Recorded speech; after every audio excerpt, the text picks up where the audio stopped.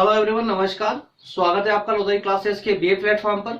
दोस्तों, BA first year में इतिहास पर हमारा डिस्कशन चल रहा था। दोस्तों, कुछ कारण से हमारा ये सेशन रुका हुआ था, जिसे आज से हम फिर से कंटिन्यू करने जा रहे हैं। दोस्तों, इसमें हम आज डिस्कस करेंगे लेक्चर नंबर 7 पर, जिस पर हमारी आज चर्चा होगी दोस्तों सिंधु सभ्यता एवं हड़प्पा सभ्यता पर। इससे पहले हम पाषाण काल को कंप्लीट कर चुके थे दोस्तों, जिसे हमने प्रागैतिहासिक काल के रूप में भी समझा था। ठीक है, और आज का ये सेशन दोस्तों सिंधु सभ्यता पर होने जा रहा है। क्योंकि ये सिंधु सभ्यता वाला पूरा टॉपिक काफी लंबा था दोस्तों, इस कारण से मैं इसको दो भाग में लेकर आऊंगा। भाग नंबर 1 और भाग नंबर 2 इसके जस्ट बाद में आपको क्लास मिल जाएगी। ठीक है, चलिए दोस्तों, जो हमारे दोस्त इस प्लेटफॉर्म पर नए आए हैं, पहली बार हमारे वीडियो को देख रहे हैं, हमारे लेक्चर को देख रहे हैं, उन सबको मैं बताना चाहता हूं दोस्तों कि हमारे इस प्लेटफॉर्म पर आपको स्पेशल सुविधा प्रोवाइड की जाती है अपने डाउट क्लियर करने के लिए, जिसमें आपको व्हाट्सएप और कॉल की फैसिलिटी के साथ में आपको ये सभी लेक्चर प्रोवाइड किए जाते हैं। इन लेक्चरों में जो लेक्चर आप देख रहे हैं दोस्तों, इनमें इन कंसेप्ट से संबंधित अगर कोई भी डाउट होता है आपको, तो उस डाउट के समाधान के लिए हमने आपको व्हाट्सएप और कॉल की फैसिलिटी आपको प्रोवाइड कर रखी है, जिसमें हमारी टीम के द्वारा आपको हैंड टू हैंड रिप्लाई किया जाता है। और अगर आप डायरेक्टली मुझसे ही बात करना चाहे दोस्तों, तो आपको भी उसके लिए भी आप जो है 4 से लेकर के 7 बजे तक अगर आप कॉल करते हैं तो डायरेक्ट मुझसे भी बात कर सकते हैं। ठीक है, चलिए, और इसके अलावा दोस्तों हमारे इस प्लेटफॉर्म पर बीए के सभी सब्जेक्टों को, फर्स्ट ईयर, सेकेंड और थर्ड तीनों साल के सभी सब्जेक्टों को दोस्तों सभी टॉपिक वाइज और आपके सिलेबस के अनुसार ही आपको पूरा विस्तार से दिए जाने का प्रयास किया जा रहा है हमारे ओर से।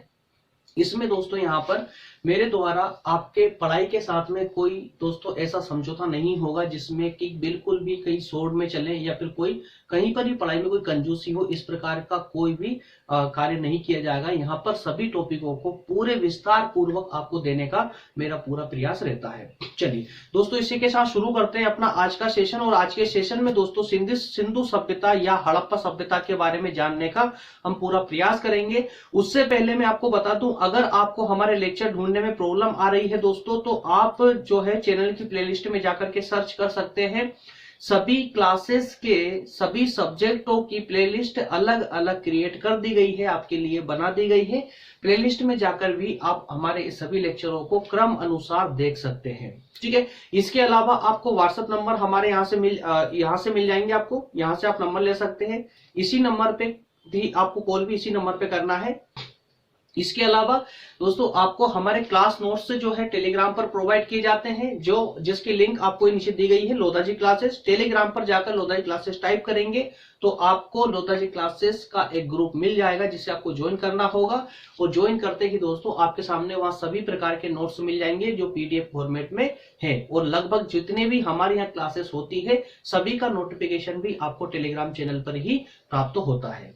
ठीक है, चलिए शुरू करते हैं अपना आज का सेशन। दोस्तों, आज के सेशन में हम बात करेंगे अच्छा, सेशन को स्टार्ट करने से पहले एक बात और, जो हम इतिहास के प्रति टॉपिक में सभी क्लासेस में दोस्तों करते आए हैं अभी तक, उसके अंतर्गत हम ये देखेंगे। एक सेकेंड, इसकी बड़ी प्रॉब्लम है यार।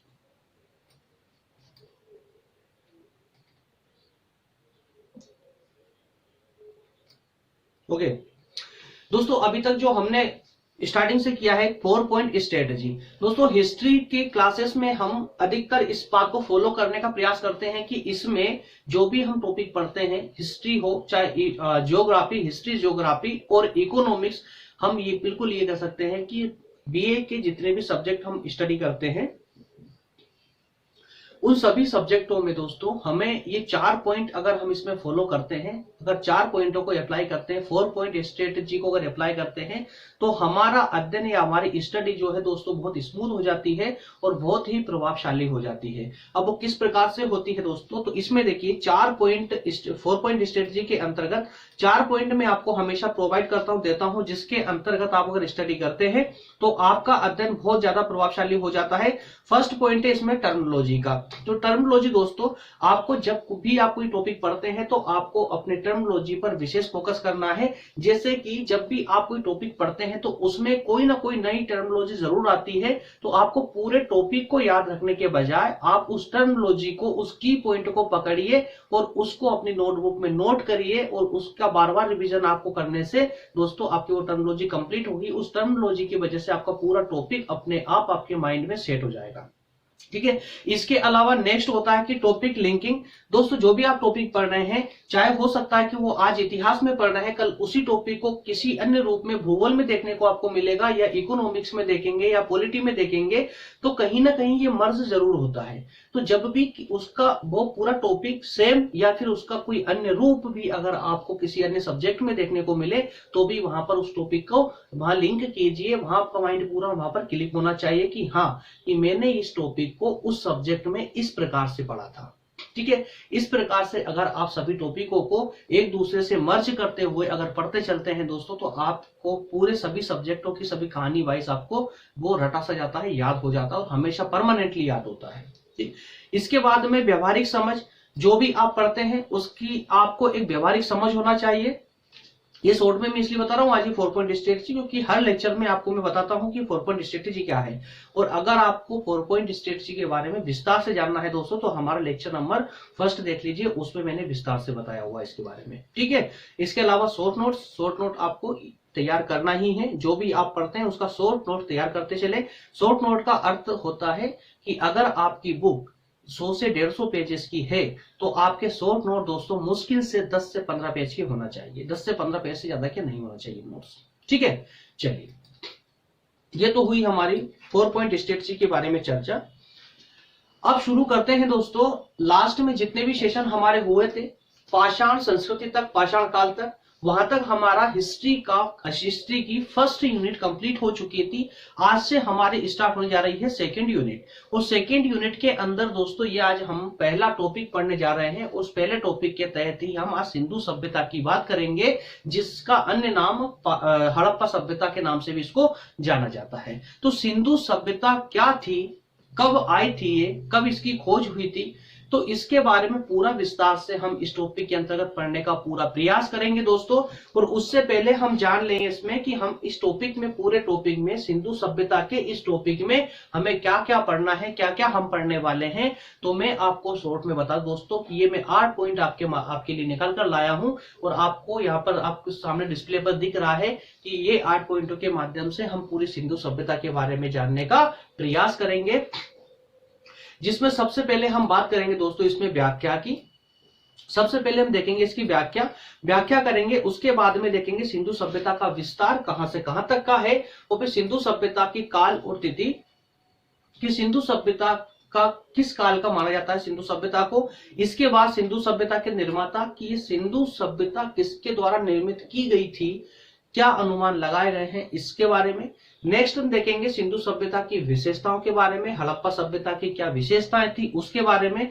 और फिर देखेंगे दोस्तों हम हड़प्पा सभ्यता या सिंधु सभ्यता के आर्थिक जीवन के बारे में, उसके बाद सामाजिक जीवन के बारे में, और फिर अंत में देखेंगे सिंधु सभ्यता का पतन, की सिंधु सभ्यता का पतन किस प्रकार से होता है दोस्तों। तो यहाँ पर एक स्लाइड थोड़ी सी मिस प्रिंट हो चुकी है, इसको आप जब पीडीएफ डाउनलोड करेंगे दोस्तों तो उसको आप ठीक करेंगे। ठीक है। ये वाली स्लाइड मिस प्रिंट है। तो यहां पर पॉइंट नंबर 8 में आएगा सिंधु सभ्यता का पतन। ओके, सिंधु सभ्यता का पतन।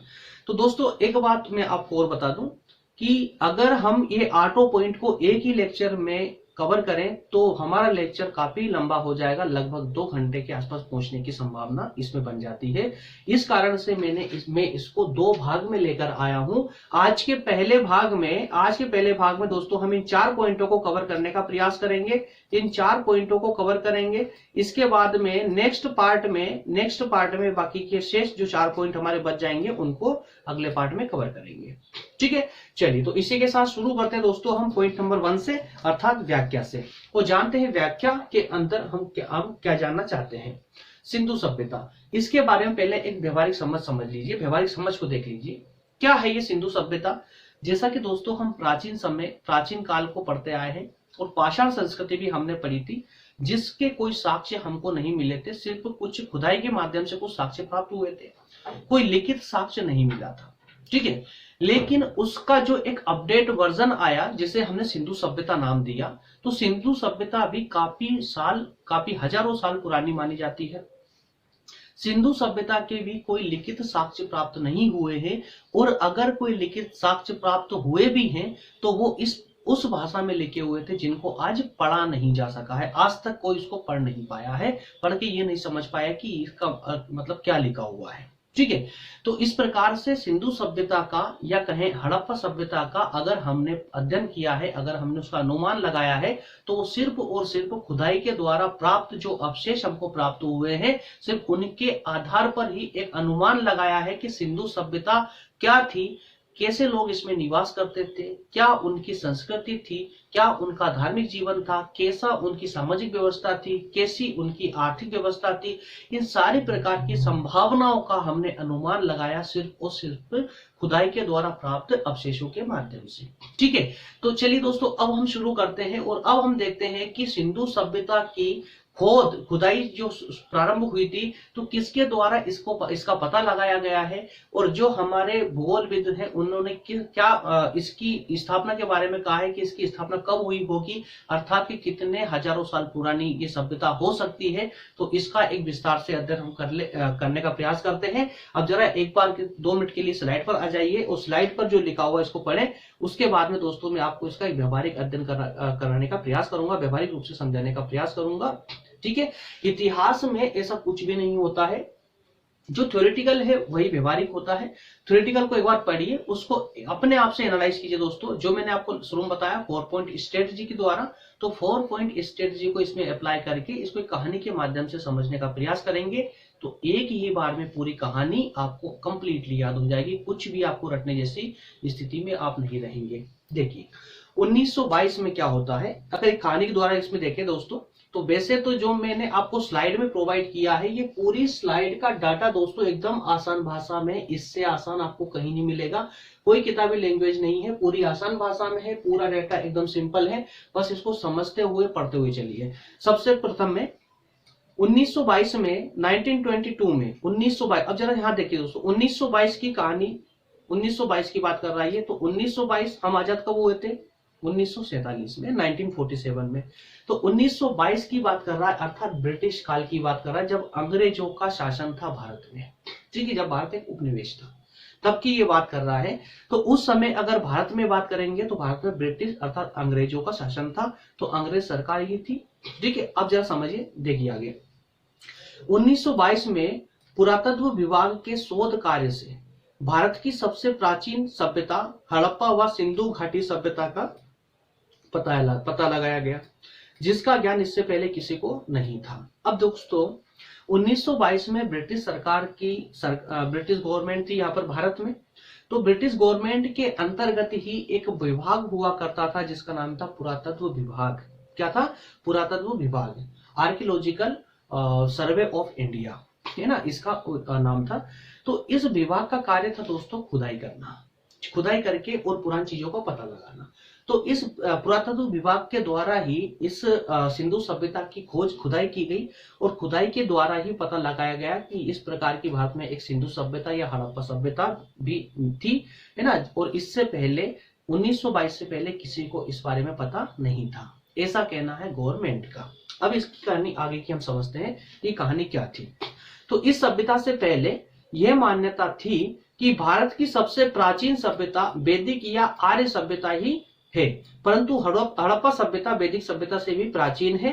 तो दोस्तों जब तक सिंधु सभ्यता का पता नहीं चला था, जब तक सिंधु सभ्यता की खुदाई नहीं हुई थी, तब तक हम यही मान के चलते थे कि भारत की सबसे प्राचीन सभ्यता अगर कोई है तो वो वैदिक सभ्यता ही थी, आर्यों की सभ्यता थी।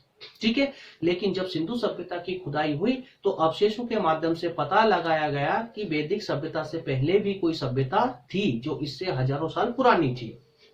ठीक है, तो दोस्तों कई स्थानों पर खुदाई के माध्यम से हड़प्पा सभ्यता का पता चला। मोहनजोदाड़ो की खुदाई हुई, हड़प्पा की खुदाई हुई, इसी प्रकार से कराची, चौहेदरो या केलात, इस प्रकार के कई स्थानों पर खुदाई हुई दोस्तों, और इन स्थानों से ही सिंधु सभ्यता के अवशेष प्राप्त हुए हैं। ठीक है, तो अब जानते हैं दोस्तों मोहनजोदाड़ो। तो मोहनजोदाड़ो की जब खुदाई होती है तो मोहनजोदड़ो जो है कि कहाँ से किस प्रकार के इसे अवशेष मिले हैं। तो जरा देखिए कि मोहनजोदड़ो, इसका एक शाब्दिक अर्थ होता है, मोहनजोदाड़ो का एक शाब्दिक अर्थ होता है, इसका अर्थ होता है मृतकों का टीला।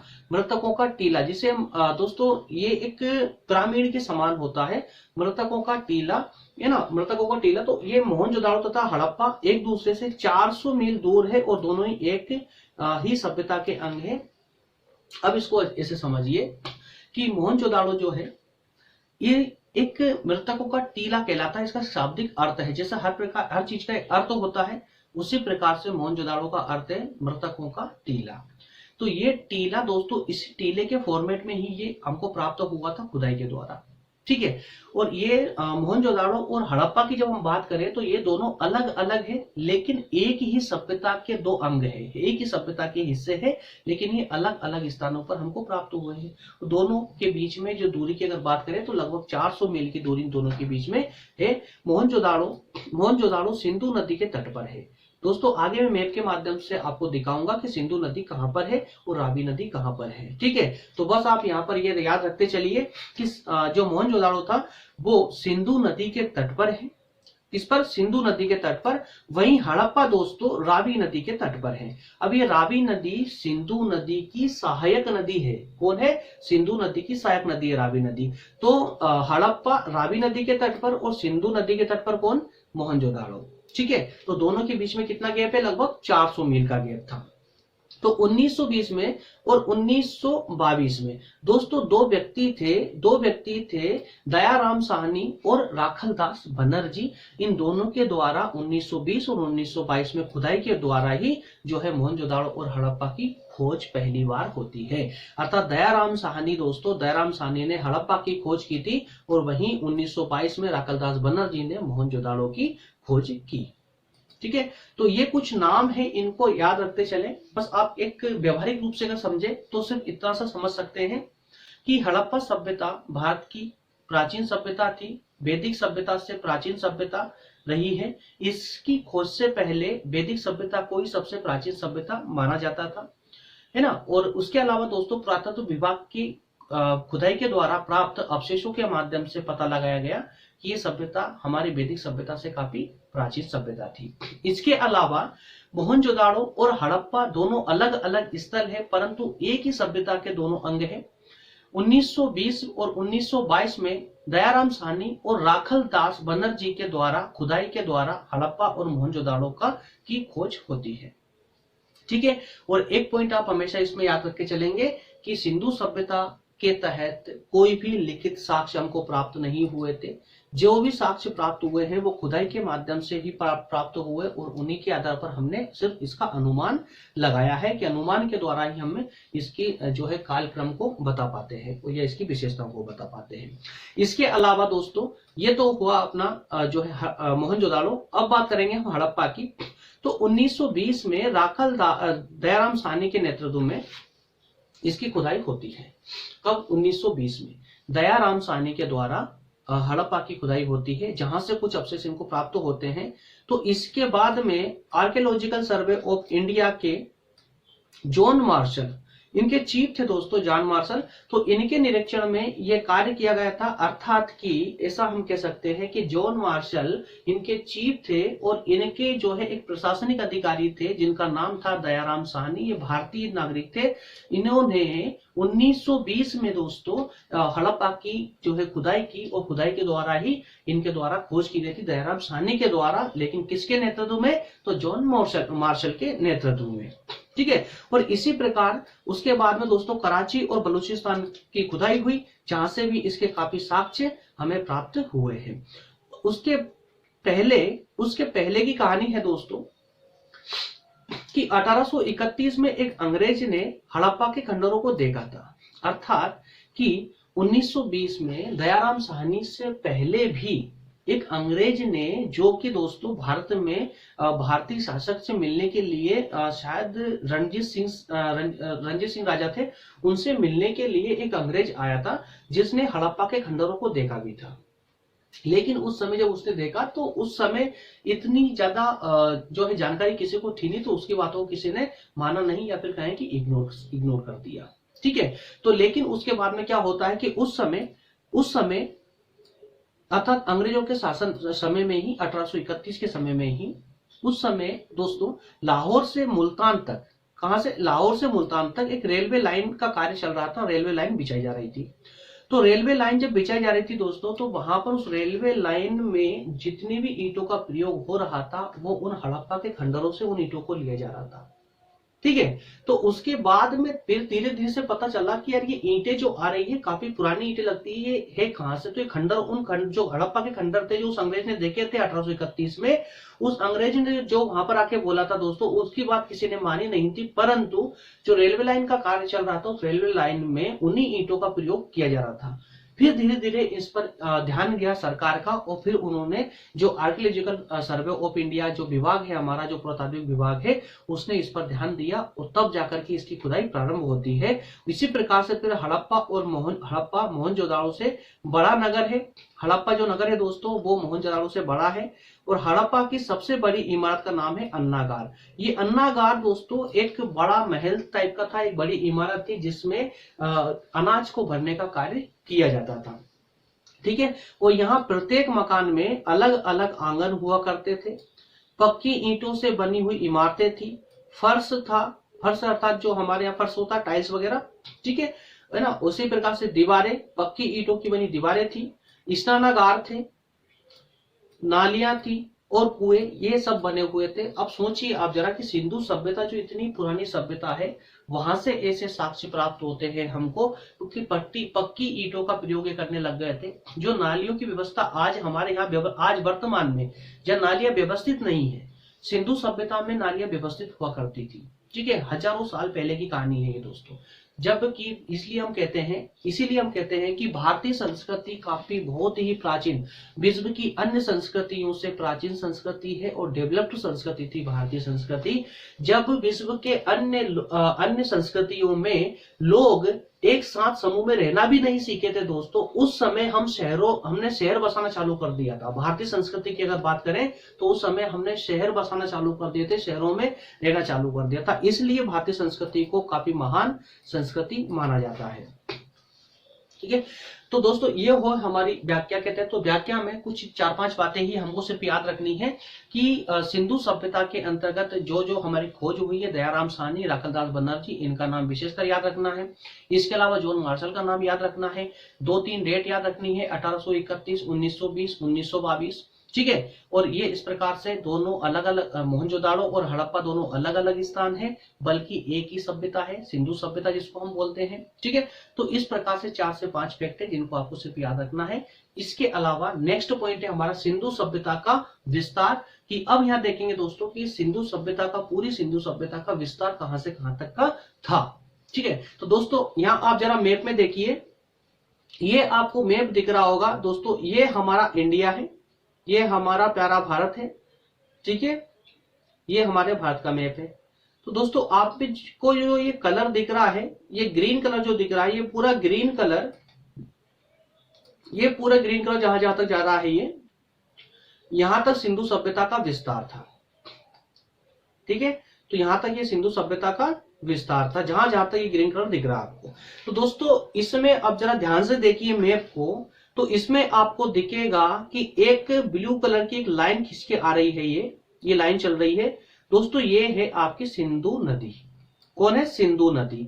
और सिंधु नदी के किनारे पे ही आपको ये दिख रहा है आपको हड़प्पा। ठीक है, तो ये हड़प्पा सिंधु नदी के किनारे पर। ठीक है, इसके अलावा दोस्तों इसके ऊपर एक नदी और आती है बाद में, यहां पर एक नदी और चलती है जो जिसका नाम है रावी नदी। ठीक है, रावी नदी दोस्तों, इस रावी नदी पर आपको मिलेगा मोहनजोदाड़ो। ये रावी नदी बहते हुए दोस्तों यहां तक इधर आती है और यहां पर आकर सिंधु नदी में मिलती है, इस कारण से ये मोहनजोदाड़ो माफ करना, मैंने ऊपर बताया था आपको, ये मोहनजोदाड़ो यहाँ पर आपको मिलेगा।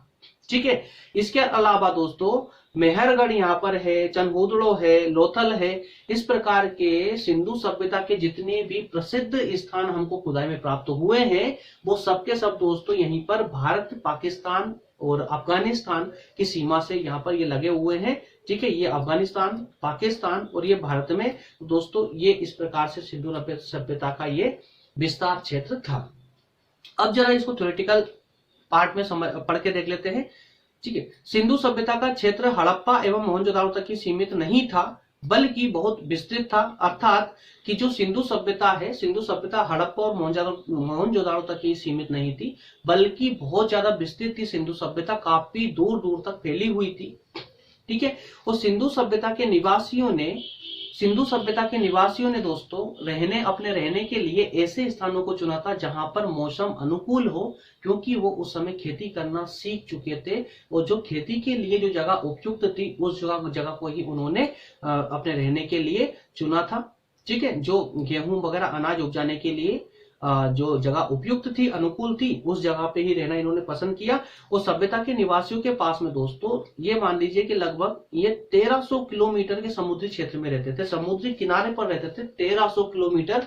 और ये समुद्री किनारे पर रहने का इनका एक विशेष कारण था क्योंकि उस समय ये विदेशी व्यापार को शुरू कर चुके थे और विदेशी व्यापार के दोस्तों समुद्री मार्ग के द्वारा ये करते थे। तो समुद्री मार्ग के लिए इनको जो है दोस्तों वहां पर इनको पोर्ट चाहिए होते थे। ठीक है, बंदरगाह की जरूरत पड़ती थी, तो बंदरगाह कहाँ बनेंगे, समुद्री किनारे बनते थे। इस कारण से दोस्तों तो 1300 किलोमीटर लंबा इनका समुद्री क्षेत्र भी इनके पास में था उस समय।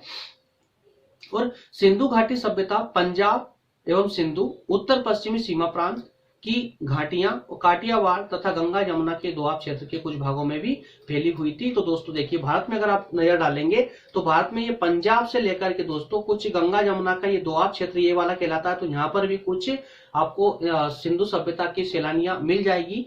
ठीक है, इसके अलावा ये दोआब क्षेत्र में भी कुछ फैली हुई थी।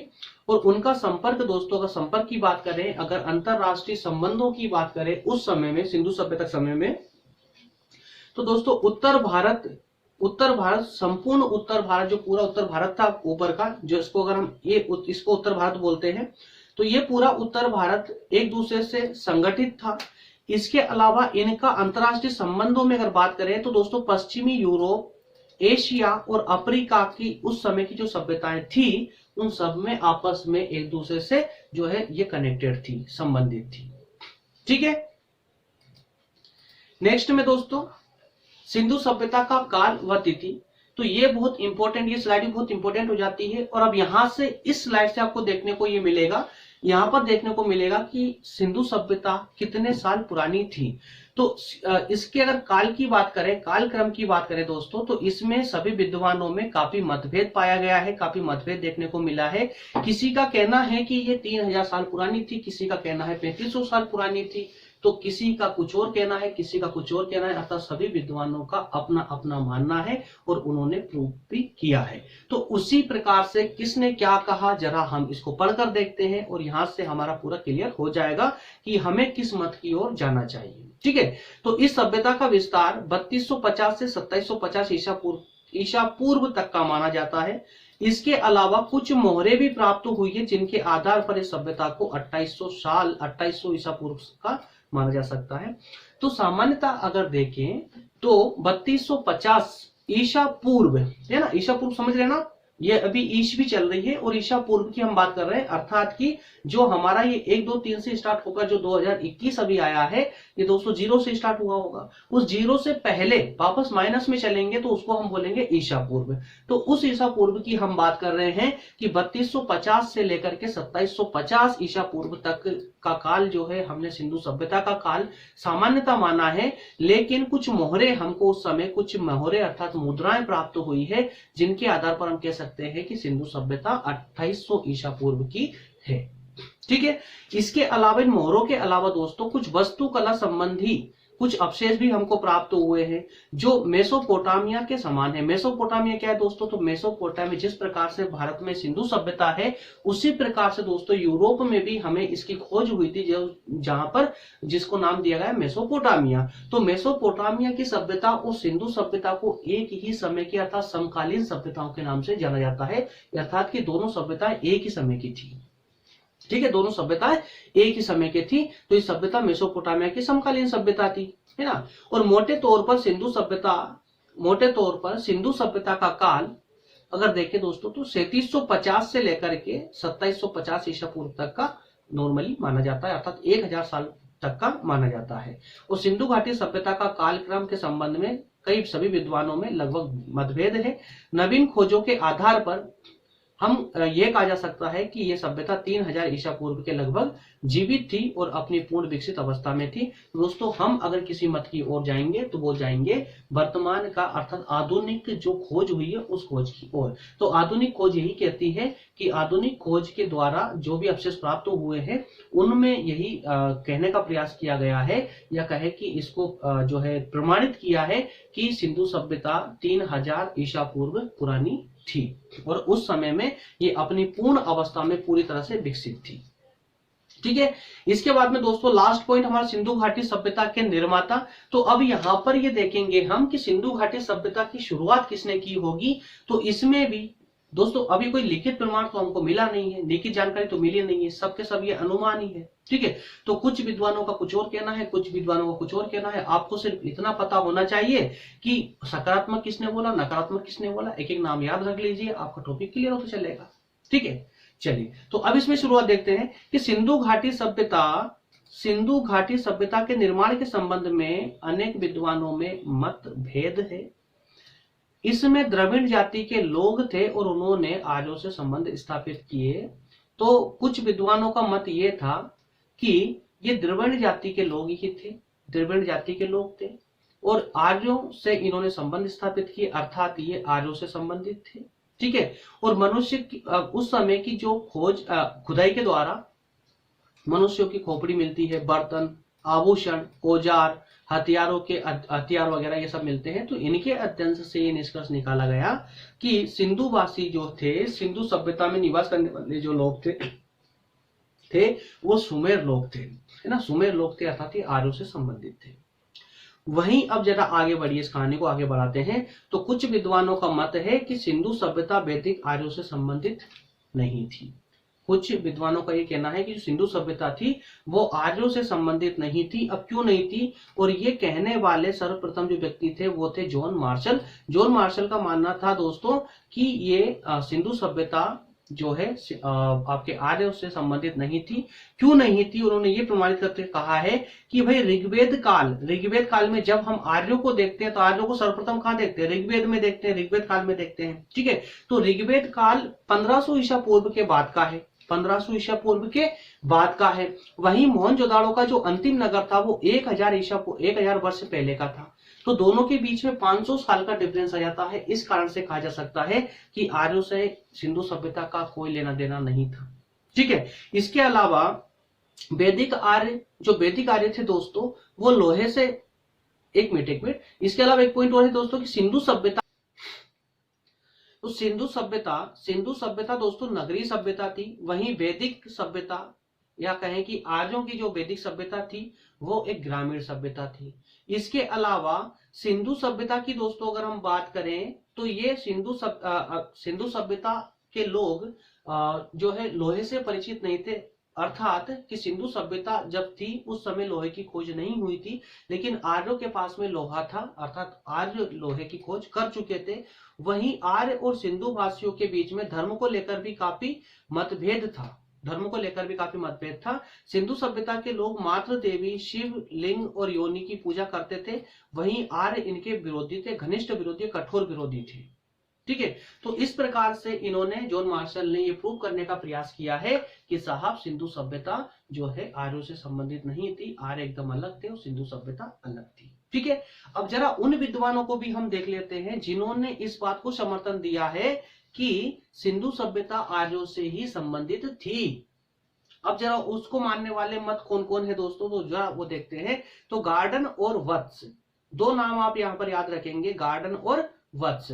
तो ये वो विद्वान थे जिन्होंने ये माना है कि सिंधु सभ्यता आर्यों से संबंधित थी। तो इस दूसरा मत जो है इसके विपरीत था, सिंधु सभ्यता वैदिक सभ्यता का ही विकसित रूप इन्होंने माना है कि जो सिंधु सभ्यता है ये वैदिक सभ्यता का ही विकसित रूप है।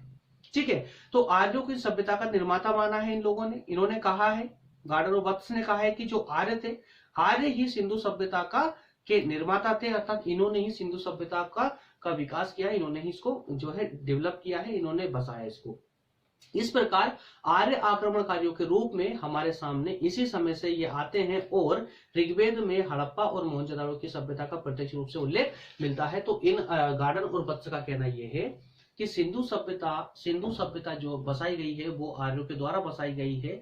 और जब हम वैदिक सभ्यता को पढ़ते हैं या ऋग्वेदिक काल में वैदिक सभ्यता को देखते हैं तो उस समय सबसे पहले हम आर्यों को देखते हैं और उसी समय में हम जो है सिंधु सभ्यता को भी पर्याप्त रूप से यहाँ पर उसका अध्ययन भी करने को मिलता था वैदिक सभ्यता में।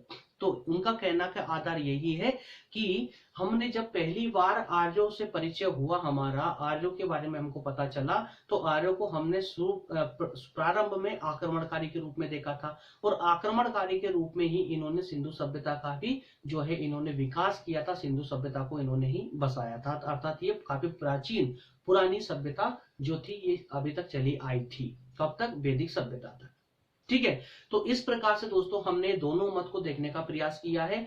कुछ एक विद्वान जॉन मार्शल ने कहा है कि सिंधु सभ्यता आर्यों संबंधित नहीं थी, वहीं गार्डन और जो है वत्स ने कहा है कि नहीं, सिंधु सभ्यता जो थी वही आर्यों से संबंधित थे और जो वैदिक सभ्यता उसका ही विकसित रूप थी। ठीक है, तो दोनों मतों को हमने देखने का प्रयास किया है। इस प्रकार से दोस्तों हमारे चारों पॉइंट कंप्लीट हो जाते हैं। चारों पॉइंट में हमने स्पष्ट तौर पे समझ लिया है, स्पष्ट तौर पे दोस्तों हमने समझ लिया है कि इसकी व्याख्या के तहत मैंने बताया आपको 4 से 5 फैक्ट आपको याद रखना है।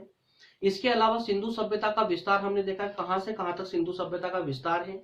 इसके अलावा सिंधु सभ्यता का काल तिथि जो कि हमने नॉर्मली देखी है ना, कि 2800, 3000, 3750, 2450, इस प्रकार से अलग अलग कालखंड हमने देखे हैं सभी के।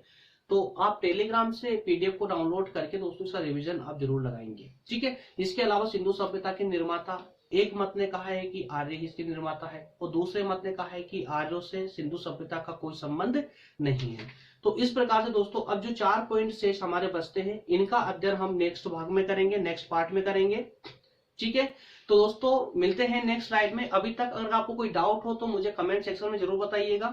मैं अपनी ओर से पूरा प्रयास कर रहा हूं कि आपको ये पूरा अध्ययन आपको एकदम आसान भाषा में आपके सामने प्रेजेंट करूं। क्योंकि प्राचीन इतिहास दोस्तों, अगर आप में जो ये लेक्चर लेके आपके लिए आ रहा हूं ये प्राचीन इतिहास पर, अगर ये आपको इस प्रकार समझ आता है तो मुझे कमेंट सेक्शन में जरूर बताइएगा।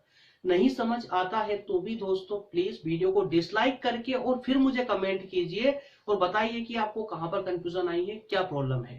ठीक है, क्योंकि आप जब मुझे अपनी प्रतिक्रिया देंगे, अपना फीडबैक देंगे, तभी जाकर के मैं उसमें अगर लगता है तो मैं और ज्यादा प्रयास करूंगा ताकि आपको और इसका व्यवहारिक रूप प्रदान कर सकूं। ठीक है, ठीक है दोस्तों, इसी के साथ फिर मिलते हैं नेक्स्ट सेशन में। तब तक के लिए आप सभी का बहुत बहुत धन्यवाद। Thank you.